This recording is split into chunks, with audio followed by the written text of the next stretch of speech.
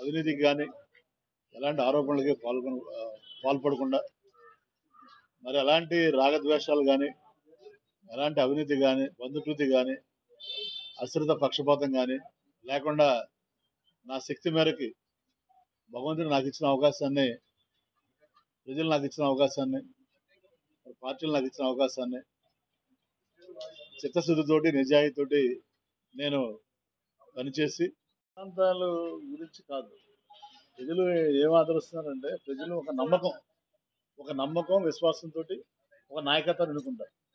ఎన్నుకున్నప్పుడు ప్రజల ఆకాంక్షలకు అనుగుణంగా పనిచేయాల్సిన బాధ్యత ప్రతి పార్టీ మీద ప్రతి నాయకుల మీద ఉంటుంది.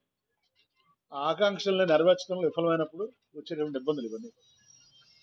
సో జనరల్గా ఏంటంటే ప్రతి నాయకుడు కూడా ఎలక్ట్ అయ్యే ముందు ఎమ్మెల్యేగా కానీ సీఎం ముఖ్యమంత్రిగా కానీ ప్రజలు యాస్పిరేషన్స్ అనుగుణంగా పనిచేస్తామని చెప్తారు, పనిచేస్తామని నమ్మిస్తారు.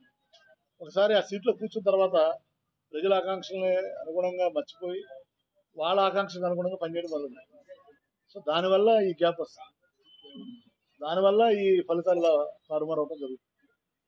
సో వచ్చిన తర్వాత అయినా కనీసం ఫలితాలు వచ్చిన తర్వాత కూడా మనం ఒక విశ్లేషణాత్మకమైనటువంటి విమర్శనాత్మకమైనటువంటి ఒక ఆలోచన, ఒక బ్రెయిన్ స్టార్మింగ్ చేసుకుని ముందుకెళ్తారు ఏ రాజకీయ పార్టీ అయినా ఏ రాజకీయ. అది జరగలేదు కాబట్టి నేను నిర్ణయం తీసుకున్నాను. మరియు మీరు ఇచ్చినటువంటి అవకాశానికి ధన్యవాదాలు జగన్మోహన్ రెడ్డి గారికి. నా రాజీనామాను ఆవేదన కోరుతున్నాను. అదే కాపీల్ని మన విజయసాయి రెడ్డి ఆర్సీ గారికి, పార్టీ అధ్యక్షులు అమర్నాథ్ గారికి, అలాగే సెంట్రల్ ఆఫీస్ కూడా పంపిస్తారు.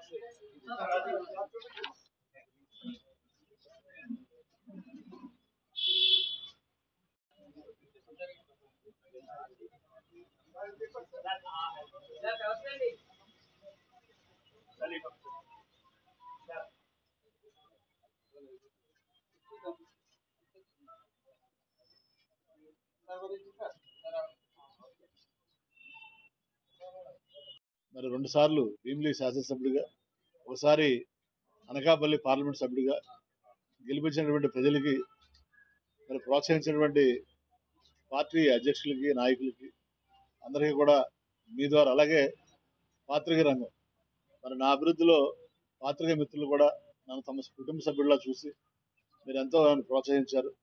దానికి మీకు, పాత్రికేయులకి, అధికారులకి, ప్రజలకి, పార్టీ నాయకులకి పేరు పేరున, ఎందుకంటే అందరూ ఉన్నారు నా ఆత్మీయులు అన్ని పార్టీలు కూడా, వారందరికీ కూడా పేరు పేరున హృదయపూర్వక నమస్కారాలు, ధన్యవాదాలు తెలియజేస్తున్నాను.